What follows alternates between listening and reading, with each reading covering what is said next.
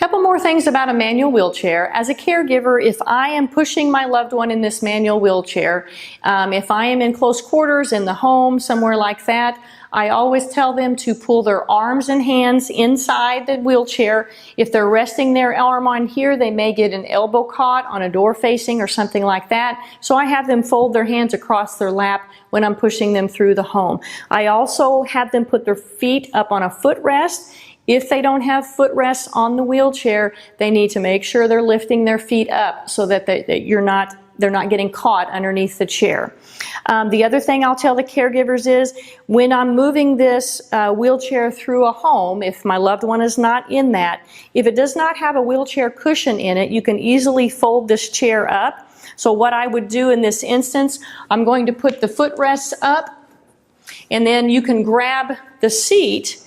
If you grab right here at the back of the seat and pull up, that's going to fold the chair together like that. Now, as you're pushing this, sometimes the wheels in the front get a little bit caught up. Now, as you notice here, it's a little bit difficult when I pull it backwards. A lot of times I'll just tip this back just a little bit so that I can maneuver it through the home fairly easily. Okay? Now, if you have a loved one that could possibly actually use this wheelchair themselves and maneuver this wheelchair themselves, the verbal cues that you might give them to instruct them on how to use this kind of go like this. So if they are in the chair and they are able, if you give them verbal cues, if they want to go forward, you're going to push evenly with both hands. If they're able to do that, push evenly with both hands forward. If you want to go backwards, you're going to pull evenly with both hands backwards. If you want to go right or left, if I want to go to my left, I am pushing with my right hand and pulling back with my left. So this is what that looks like. If I want to go to my right, I do just the opposite. I pull back with my right and I push with my left.